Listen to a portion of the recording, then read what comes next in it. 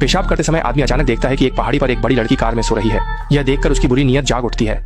वह बिना कुछ कहे कार का दरवाजा खोलने की कोशिश करता है, लेकिन अगले ही पल लड़की अचानक जाग जाती है। ये जानना जरूरी है कि यह जगह सुनसान है, यहाँ कोई नहीं है। डर के मारे लड़की तुरंत चिल्लाती है और उसे दूर जाने के लिए कहती है, लेकिन बाहर का आदमी न केवल डरता नहीं है बल्कि उसका रवैया और भी ज्यादा घमंडी हो जाता है। डर के मारे लड़की जल्दी से कार का हॉर्न बजाती है ताकि बाहर के आदमी को डराकर भगा सके, लेकिन उसे नहीं पता था कि इस सुनसान जगह पर कार का हॉर्न बहुत तेज लगता है, जिससे बाहर का आदमी गुस्से में आ जाता है।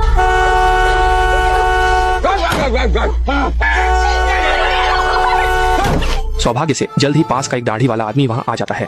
लड़की ने देखा कि कोई आ रहा है। उसने सोचा कि उसकी जान बच जाएगी। जब वह पास आता है तो पता चलता है कि दाढ़ी वाला आदमी और वह आदमी एक ही गिरोह के हैं। यह देखकर लड़की डर के मारे स्तब्ध हो जाती है।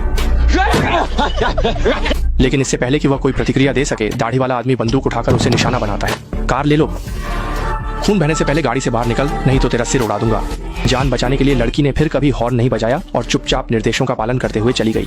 गाड़ी से उतरते ही लड़की की भीगी पैंट से साफ दिख रहा था कि डर की धमकी के सामने वह डर के मारे पेशाब कर चुकी थी। जैसे ही उसे लगा कि अब उसकी जान बचना नामुमकिन है, पास ही खड़े उसके पापा ने भी अभी अभी बजा हुआ हॉर्न सुन लिया और तुरंत छोटे बेटे को मां के हवाले करके तेजी से कार की तरफ दौड़ पड़े। लेकिन बिना किसी तैयारी के वह सीधे दोनों द्वारा बेहोश कर दिया जाता है। इसी बीच परिवार की चिंता करने वाली मां भी वापस तंबू में जाती है, छोटे बेटे को तंबू में छिपाती है और फिर तेजी से बड़ी बेटी की ओर दौड़ती है।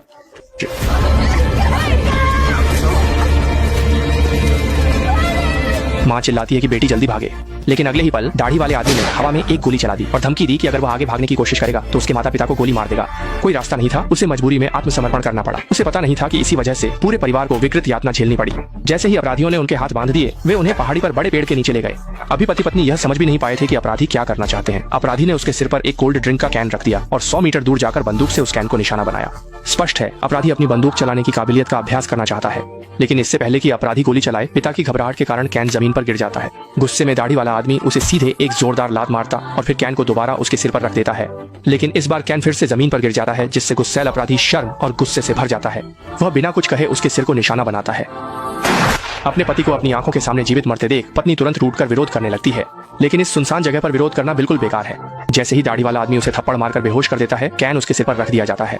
अब दाढ़ी वाले आदमी की बारी है गोली चलाने की, लेकिन दाढ़ी वाले आदमी की शूटिंग बहुत खराब होती है। पहली गोली 30 सेंटीमीटर दूर जाती है। इससे दाढ़ी वाला आदमी शर्मिंदा हो जाता है और एक गोली महिला के सीने में मार देता है।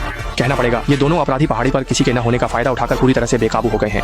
लेकिन वे यही नहीं रुकते। ये सुनिश्चित करने के बाद कि दोनों मर चुके हैं, वे उस बड़ी बेटी को भी गोली मार देते हैं जो पहले डर के मारे पेशाब कर चुकी थी, और फिर इस विवादित जगह से आराम से चले जाते हैं। ऐसा लगता है कि परिवार को इस तरह से खत्म कर दिया गया है। लेकिन जब दोनों अपने तंबू में लौटते हैं तो उन्हें पता चलता है कि उनके फोन पर दिख रहा है कि परिवार में एक छोटा बेटा भी है। लेकिन इस समय तंबू में कोई नहीं है।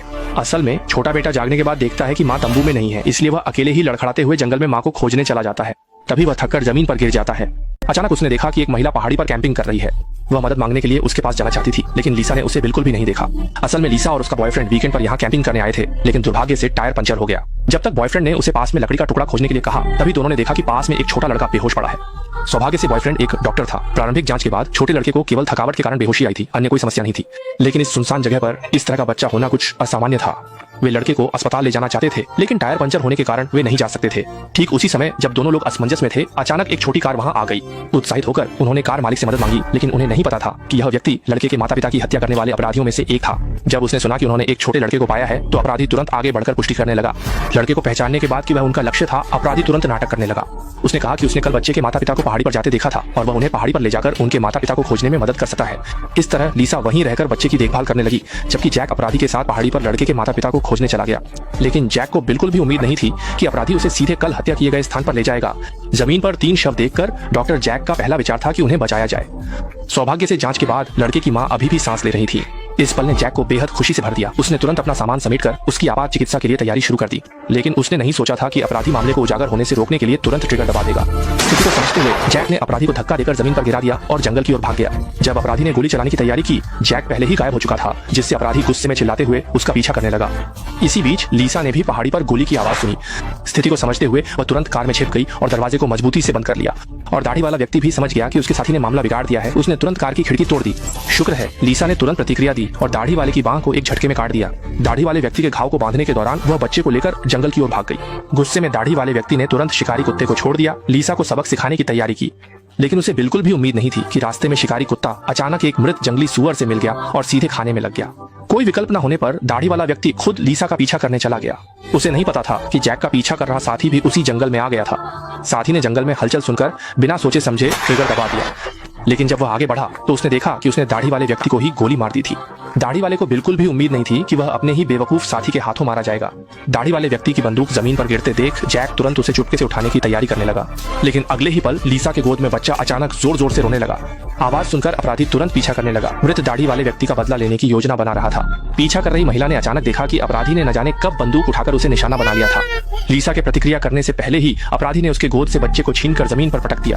बच्चे की रोने की आवाज अचानक बंद हो गई। लीसा तुरंत टूट गई, लेकिन उसे पता ही नहीं था कि इसी वक्त उसका बॉयफ्रेंड पास ही यह सब देख रहा था। लेकिन बिना हथियार के वह बंदूकधारी अपराधी से मुकाबला करने की हिम्मत नहीं कर सकी और जल्द ही लीसा को अपराधी ने पेड़ पर लटका दिया ताकि उसके बॉयफ्रेंड जैक को बाहर निकाल सके। लेकिन इसी समय अचानक कार इंजन की आवाज सुनाई दी। असल में जैक ने अपराधी के साथी के शव पर कार की चाबी देखी थी। वह अपराधी की कार चलाकर भाग गया। ये सुनकर अपराधी तुरंत नाराज हो गया। अपने हत्या के मामले को उजागर होने से रोकने के लिए अपराधी ने लीसा को रस्सी से बांधकर जैक का पीछा करने की तैयारी की। हालांकि रास्ते में लीसा ने अचानक घबराकर देखा कि जो बच्चा अभी अभी जमीन पर गिरा था वह अब गायब था। स्पष्ट रूप से जरूर उसके बॉयफ्रेंड ने बच्चे को चुपचाप उठा लिया और बच्चे को लेकर पुलिस स्टेशन रिपोर्ट करने चला गया। ये देखकर अपराधी ने लीसा को कार में बैठाकर पहाड़ी से नीचे जैक का पीछा करने की तैयारी की, लेकिन लीसा भी मूर्ख नहीं थी। उसने अपराधी के ध्यान न देने पर स्टीयरिंग व्हील घुमा दिया, जिससे कार सीधे पास के पेड़ से टकरा गई। जल्द ही समय रात में आ गया और जैक पुलिस स्टेशन पहुंचकर रिपोर्ट दर्ज कर दी। बच्चे को पुलिस स्टेशन में छोड़ने के बाद जैक तुरंत पुलिस कर्मियों को लेकर पहाड़ी पर चला गया। जल्द ही उन्होंने सड़क किनारे टकराई हुई कार को देखा। कार में बैठी लीसा ने पुलिस कार को देखकर खुशी महसूस की, लेकिन जल्द ही वह फिर से निराश हो गई, क्योंकि जैसे ही दो पुलिसकर्मी कार से उतरकर स्थिति की जांच करने लगे, उन्हें छिपे हुए अपराधी ने मार दिया। जैक ने स्थिति को समझते हुए लीसा को छोड़कर फिर से कार लेकर भागने की योजना बनाई, लेकिन अगले ही पल उसे अपराधी ने कंधे में गोली मार दी। जैसे ही जैक दर्द से चीख रहा था, घायल अपराधी भी लंगड़ाते हुए वहां आ गया। उसे नहीं पता था कि इस समय दूसरी कार में लीसा ने रस्सी से छूटकर भागने की तैयारी कर ली थी। संकट की घड़ी में अपराधी ने तुरंत उसके बॉयफ्रेंड के सिर को निशाना बनाया। कहा कि अगर वह भाग गई तो जैक को गोली मार देगा। अपने बॉयफ्रेंड की जीवन सुरक्षा के लिए लीसा को वापस आकर बंधक बनना पड़ा, लेकिन इस समय अपराधी के पैर में चोट लगी थी, इसलिए कार चलाने का काम लीसा के हाथ में आ गया और अपराधी पीछे से बंदूक से लीसा के सिर को निशाना बनाकर उसे पहाड़ी के नीचे कार चलाने की धमकी दे रहा था। इस समय अपराधी को नहीं पता था कि लीसा ने पहले ही पलटवार करने की योजना बना ली थी। अगले ही पल लीसा ने गैस पर पैर रखा और फिर अचानक स्टीयरिंग व्हील घुमा दिया, जिससे कार तुरंत पलट गई। पहले से घायल अपराधी इस झटके के बाद बिल्कुल भी हिलडुल नहीं सका। इस दौरान लीसा ने कार का दरवाजा खोलकर उसे आधा मार दिया, फिर पास के पत्थर को उठाकर उसके सिर को कुचल दिया। इस तरह यह भागने का खेल आखिरकार खत्म हुआ और कहानी के अंत में लीसा और उसके बॉयफ्रेंड को पुलिस ने सुरक्षित बचा लिया और उन्होंने नई जिंदगी पाई। इसके साथ ही फिल्म का खूनी अध्याय समाप्त हो जाता है। ये फिल्म एक जोड़े की कैंपिंग यात्रा के दौरान अपराध करते हुए अपराधियों से सामना होने और चुपचाप भागने की कोशिश में फंस जाने की दुखद कहानी बताती है। ये फिल्म हमें बताती है कि जब हम खतरे का सामना करते हैं तो सबसे पहले शांत रहना चाहिए और अपनी जीवन सुरक्षा सुनिश्चित करनी चाहिए। दूसरा, तुरंत पुलिस को सूचित करें और सही स्थान बताएं। तीसरा, अपराधियों के साथ सीधे टकराव से बचें और अपनी शारीरिक शक्ति को प्राथमिकता दें।